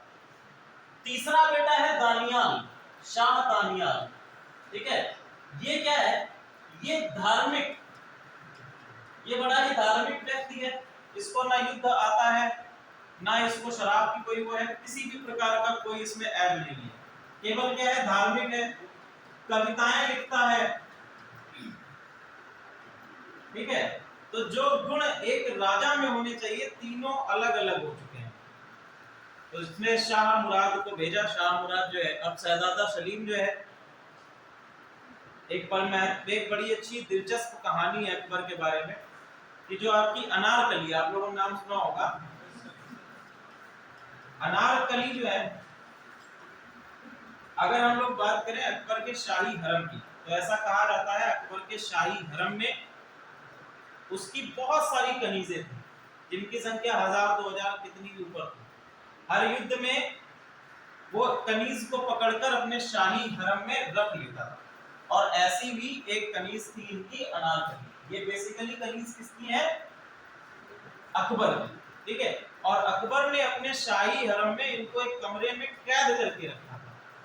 और कहीं से ये दिख गई शहजादा सलीम और वो मोहित हो गया, इनसे प्रेम करने लगा। इस प्रेम में उसने पूर्ण रूप से मुगल वंश के प्रति अपना सैन्य अभियान खोल दिया। बोला कि अब कोई बात नहीं, अब मोहब्बत तो मोहब्बत है, ठीक है, चाहे बाप के विरोध में जाना पड़े, लेकिन हम अनारकली तो हमें चाहिए। और इसी जद्दोजहद में उसका बेचारा एक प्यारा दोस्त है और मान सिंह का बेटा है दुर्जन सिंह। बेसिकली क्या है कि मान सिंह ने अपने बेटे से कह रखा था, जिस प्रकार से मैंने अकबर की सेवा करी है, बड़ा बेटा था शहजादा सलीम, तो शासक बनने का दावेदार भी कौन था? सलीम ही था। हालांकि आगे शासक बनेगा जहांगीर के नाम से। तो इन्होंने अपने बेटे दुर्जन सिंह को लगा दिया कि ऐसा है कि आप जिस तरह से मैंने अपना जीवन भर अकबर की सेवा करी है, उसी तरह से आप इनकी सेवा करिए। और बचपन से ही साथ में रहते थे, बचपन से साथ में बड़े हुए, तो अनारकली से जब भी मिलने जाता था दुर्जन सिंह को साथ में लेके जाता था। और दोस्त भी ऐसा था कि वो इनके साथ में ही चल भी देता था। और जब एक बार जब मिलने गया तो अकबर ने पकड़ लिया, सलीम को भी पकड़ लिया, दुर्जन सिंह को भी पकड़ लिया। सलीम को तो कुछ नहीं बोला क्योंकि बेटा था, उसको केवल रियासत से निकाला दे दिया कि आपको देश निकाला दिया जाता है, आप पूरे मुगल वंश में आप एंटर नहीं कर सकते हैं, ठीक है। लेकिन जो है दुर्जन सिंह को फांसी पर लटका दिया, दुर्जन सिंह को फांसी मिली और अनारकली को दीवारों में चुनवाने का फरमान जारी किया गया, ठीक है। तो अपने बेटे को तो छोड़ दिया और दुर्जन सिंह बेचारा जो है बेमौत मारा गया। ऐसा होता भी है कभी कभी दोस्ती में। कभी गए हो मिलने किसी के साथ? क्यों विषय नहीं? शायद किसी को लेकर गए हो साथ, कभी वकील साहब को लेकर चलिए, ठीक है। यहाँ तक चीजें क्लियर है। ये सारी चीजें तो क्लास में एग्जामिनेशन में नहीं पूछी जाएंगी ना, ठीक है। चलो अब हम लोग बात करते हैं दक्कन के अभियानों की, या जो आपके डेक्कन के इसके जो दक्कन के अभियान में सबसे पहले हम देखते हैं राजधानी है बुरहानपुर। बुरहानपुर में शासन है अली खां का और 1599 में उस पर आक्रमण करके अकबर बुरहानपुर को दक्कन के क्षेत्र में है ये, इसको अपने शासन में सम्मिलित कर लेता है। इसके बाद अहमदनगर है, अहमदनगर 1595 से 1600 के मध्य कई बार इस पर आक्रमण किया गया और अंत में 1600 में अहमदनगर के किले को जीत लिया गया। यहाँ पर शासिका है चांद बीबी, ठीक है, शासिका है चांद बीबी। चांद बीबी ने पूरे ही टेन्योर यानी कि आपका जो 1595 से 1600 के मध्य का 5 वर्ष का समय है, इस पूरे समय में अपने अहमदनगर के किले को मुगल वंश से संरक्षित किया। लेकिन 1600 में या तो उन्होंने आत्महत्या कर ली या फिर इन्हीं के सरदारों के द्वारा उनको मार दिया गया। अगली विजय है आपकी असीरगढ़ की विजय। असीरगढ़ या खानदेश जो है, इनकी मृत्यु के पश्चात, जो अहमदनगर खानदेश में आता है, इनकी मृत्यु के पश्चात जो है मीरन बहादुर खानदेश का शासक बना और 1601 में अकबर ने असीरगढ़ के किले पर अपना आधिपत्य स्थापित कर दिया। क्लियर है यहाँ तक? 1601 में असीरगढ़ की विजय। एक एक विजय को डेट वाइज याद रखिएगा। 1600 में अहमदनगर, 1601 में असीरगढ़। इस तरह से आप याद रखिएगा। मुगल एम्पायर अगर अकबर की डेथ के टाइम पर हम देखें तो मुगल एम्पायर का ये मैप आपको मिलता है, ठीक है। तो बेसिकली अगर हम बात करें तो ये आपकी गोदावरी रिवर जा रही है,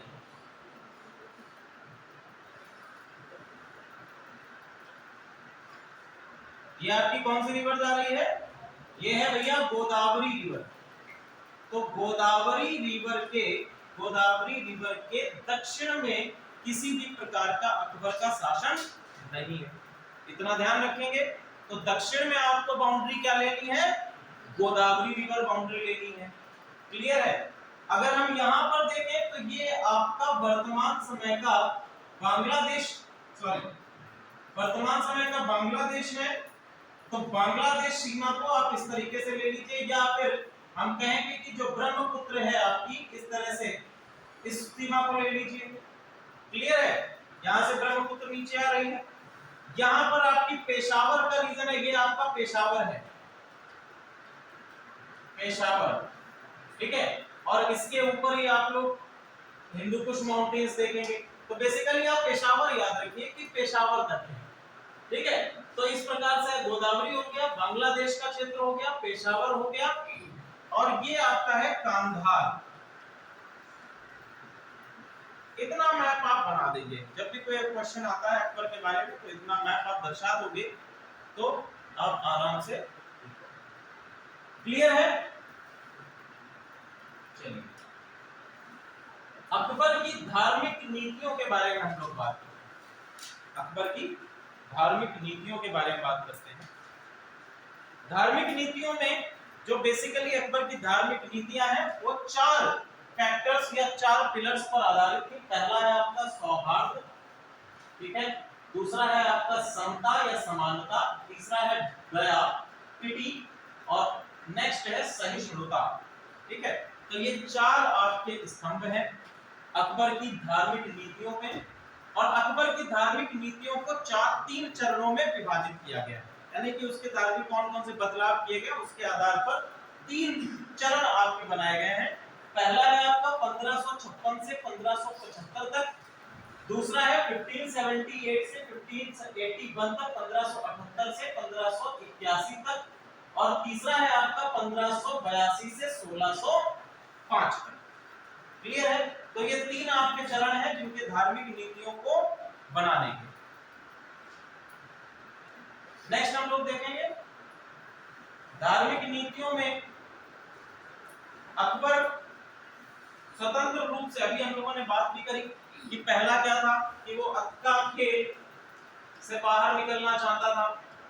दूसरा हमने क्या बताया कि जो आपके पुरोहित हैं या फिर इस समय पे काजी हैं, धार्मिक विषयों के मामले में जो राजा को अपना राय देते हैं या फिर राजा के शासन में धार्मिक विषयों को इंटरफेयर करते हैं, उन सभी चीजों को, जैसे इसमें हम लोग बात करें कि इनके शासन काल में जो पुरोहित हैं या फिर आपके जो काजी हैं वो मुख्यतः सुन्नी कट्टर पंथ से बिलोंग करते थे, सुन्नी कट्टर पंथ से बिलोंग करते थे।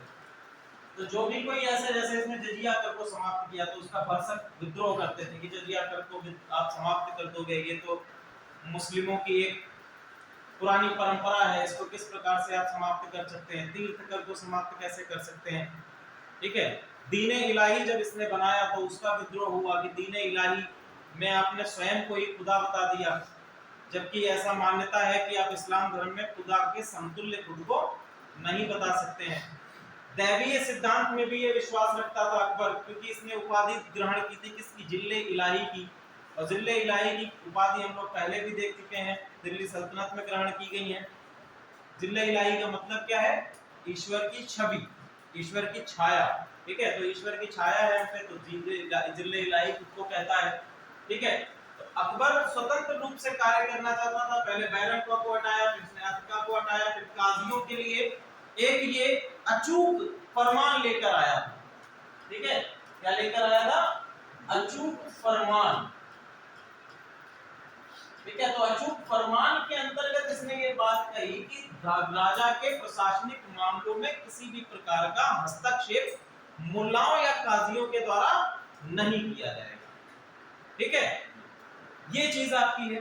तो इसको हम लोगों ने बात करी है मजहरनामा, महजरनामा, ठीक है। 1579 में इसको लेकर आया, क्लियर है। इसको कहा गया है अचूक फरमान या महजरनामा भी कहा गया है, क्लियर है। अब देखो आगे हम लोग बात करेंगे धार्मिक सुधार इसके कौन कौन से। पहला कार्य इसने क्या किया कि तीर्थयात्री कर और जजिया इन दोनों को समाप्त कर दिया। दूसरा 1575 में राजधानी फतेहपुर सीकरी में इबादत खाना, ठीक है, इबादत खाना का निर्माण कराया है। तीसरा, इसके शासन काल में इबादत खाना क्या था कि एक ऐसी जगह थी जहां पर सभी धर्म के लोग बैठकर धार्मिक विषयों पर चर्चा कर सकते हैं।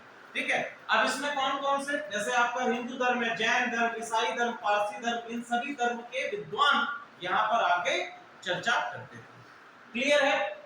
इसके साथ साथ 1582 में इसने एक धर्म की स्थापना की जिसको कहा जाता है दीने इलाही। ये बेसिकली एक पंथ है, एक संप्रदाय है, एक दीने इलाही। इसके अंतर्गत क्या है कि ईश्वरीय आस्था की। इसने कहा कि ईश्वर एक है, और अब जो है वो किसके अंतर्गत हम लोग बात करेंगे, दीने इलाही में ही सभी धर्मों को समान रूप से हम सम्मान देंगे। ठीक है, दीन इलाही का मतलब ही यही है कि सभी धर्मों को समान दृष्टि से देखा जाना और सभी धर्मों को बिना किसी भेदभाव के समान स्तर पर लाना, यही दीन इलाही की परिकल्पना। ठीक है, लेकिन दीन इलाही इसको अकबर के पूरे ही मुगल वंश में, या हम कह सकते हैं अकबर के पूरे ही शासन में पूरी तरह से नकार दिया गया। जो बेसिकली सुन्नी कट्टरपंथ के लोग थे, इन्होंने इस्लाम के विरुद्ध इसको बताया दीन इलाही को। ठीक है, साथ ही साथ इन्होंने एक और चीज लेकर आए, वो है आपकी सुलह ए कुल। सुलह ए कुल मतलब क्या है, पीस फॉर ऑल, सभी के लिए शांति। ठीक है, तो सुलह ए कुल हो गया, इबादत खाना हो गया। दूसरा आपका दीन इलाही कौन लेकर आया है, कब आया है, ये क्लियर है।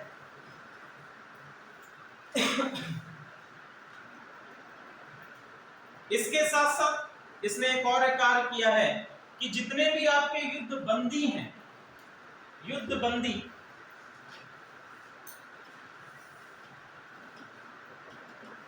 तो पहले, इससे पहले क्या होता था कि युद्ध बंदियों को जबरन धर्मांतरण करवा दिया जाता था। तो युद्ध बंदियों के धर्मांतरण पर रोक भी इसने लगा दी 1562 में, 1562 में युद्ध बंदियों के धर्मांतरण पर रोक लगा दी कि उनको जबरन उनका धर्म ना परिवर्तित किया जाए। क्लियर है।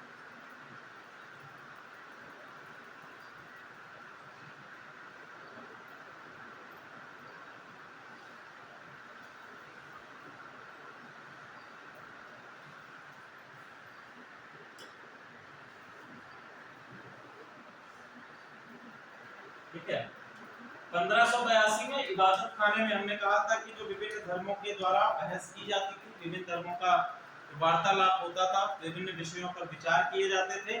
1582 में उसको बंद कर दिया गया, क्योंकि हमको ये पता है कि अलग अलग पंथ के लोग एक जगह पर बैठते हैं, तो वहां पर अगर मेच्योरिटी होती है तब तो बात हो पाती है, अदरवाइज बहस के अलावा कुछ नहीं होता। तो 1582 में बंद कर दिया गया। नेशनल टेलीविजन पे जो न्यूज़ चैनल आते हैं उस पर आप लोग देखते होंगे, 4-5 लोग बैठते हैं और बहस के अलावा, बेतुकी बातों के अलावा कुछ नहीं। क्लियर है। आगे हम बात करेंगे बदायूनी। इनका समकालीन लेखक है, साथ ही साथ बदायूनी जो है ये आपका उस समय काजी के पद पर भी था, मौलवी के पद पर यह मुल्ला था। ठीक है, इसके बाद शेख मुबारक अकबर के धार्मिक गुरु हैं। अकबर की धार्मिक नीति का प्रारूप किसने तैयार किया था, अबुल फजी ने तैयार किया था, अबुल फजी ने। ये जो आपका चित्रण है, ये बेसिकली चित्रण है इबादत खाने का। ठीक है, और इसमें आप देख पाएंगे कि अलग अलग पंथों के लोग अलग अलग जगह पर बैठे हुए हैं। ठीक, हाँ, पार्टी नहीं चल रही। ठीक है, इसके बाद है अकबर की प्रशासनिक व्यवस्था। अकबर की प्रशासनिक व्यवस्था लिखने से पहले एक आप और लिख लीजिए, अकबर के नवरत्न। एक फैक्ट इसमें लिख लीजिएगा, कैम्बे की खाड़ी, कैम्बे या जिसको कहा जाता है खंभात की खाड़ी, कैम्बे की खाड़ी या खंभात की खाड़ी में अकबर ने पहली बार समुद्र को देखा।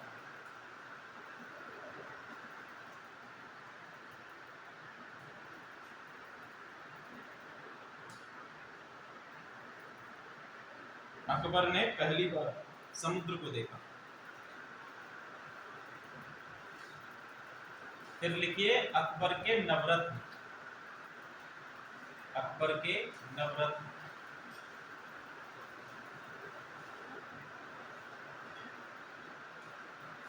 पहला है तानसेन,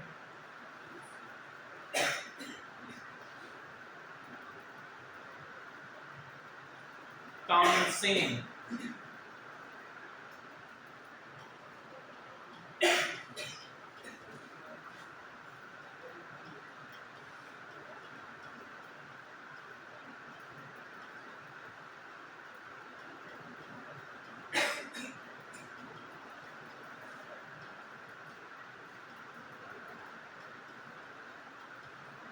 तानसेन का मूल नाम है रामतन पांडे, ठीक है।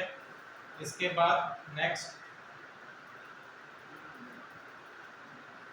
अभी हम लोगों ने बात करी थी कि आपके रीवा में, जो कालिंजर के क्षेत्र में है रीवा, रीवा में अकबर ने अपना शासन स्थापित किया था और वहां पे राजा रामचंद्र को पराजित किया था, ठीक है। तो तानसेन इससे पहले रीवा के राजा रामचंद्र के ही दरबारी में थे, दरबारी कभी थे, दरबार में थे ऐसे। राजा रामचंद्र कहां पर है? रीवा, ठीक है। झांसी से एक आध स्टेशन पहले पड़ जाता है रीवा, क्लियर। फिर रीवा के बाद आप लिखिए गुरु, तानसेन के गुरु हरिदास, तानसेन के गुरु हैं हरिदास,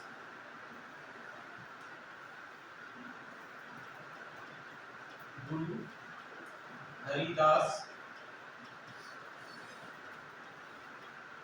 ये प्रथम गुरु के तौर पर हैं। इनके सेकंड गुरु जो हैं वो हैं आपके मोहम्मद गौस, मोहम्मद गौस, ठीक है। और मोहम्मद गौस से जब इनकी मुलाकात हुई तो उसके बाद ही तानसेन इस्लाम धर्म में खुद को कन्वर्ट कर लेते हैं, ठीक है। इस्लाम धर्म में प्रभाव। इनकी उपाधि लिखिए, इनकी उपाधि है कंठा भरण वाणी विलास, कंठाभरण वाणी विलास, ये इनकी उपाधि है।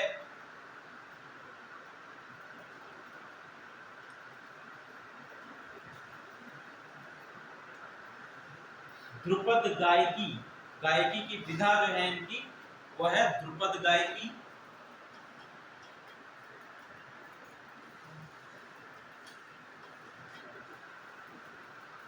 ध्रुपद गायकी, और ध्रुपद गायकी को आपने देखा सुनना हो तो एक प्राइम वीडियोस पे बहुत अच्छी सीरीज है बंदिश बैंडिट, तो उसमें ध्रुपद को दर्शाया गया है, ठीक है, बताया गया, उसकी पूरी अच्छी तरीके से उसको बताया गया, ठीक है।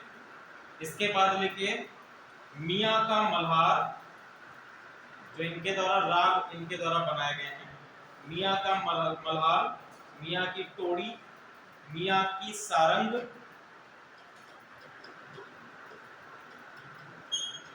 मियाँ का मल्हार, मियाँ की टोड़ी,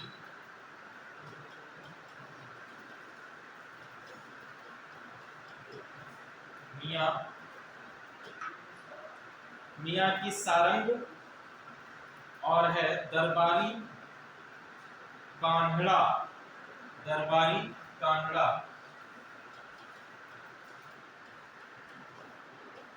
दरबारी कान्हड़ा, ठीक है। ये है सब राग, ठीक है, जो इनके द्वारा बनाए गए। अगले लिखिए बीरबल, अगले हैं बीरबल। बीरबल का मूल नाम महेश दास जी, मूल नाम महेश दास, उपाधि इनकी है राजा।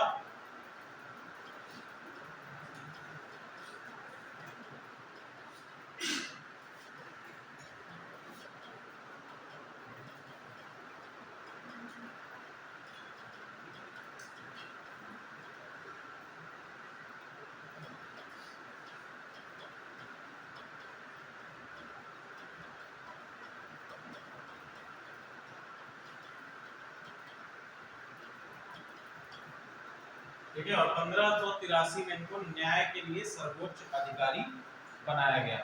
ठीक है, फिर है अबुल फजल। अबुल फजल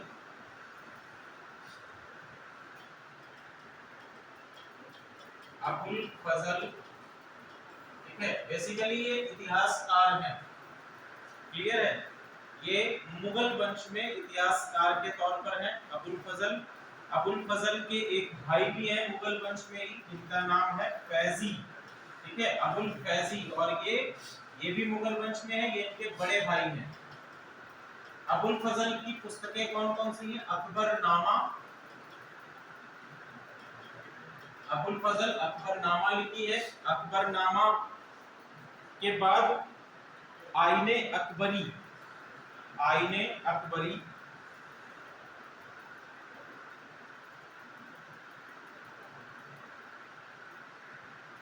आईने अकबरी। अबुल फजल की मृत्यु जो है 1602 में हुई है, 1602 में।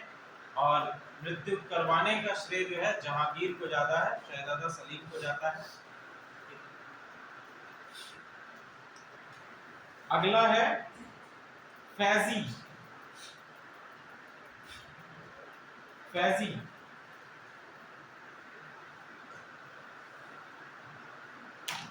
फैजी के बारे में उपाधि इसकी है राजकवि। राजकवि उपाधि है। रज्मनामा,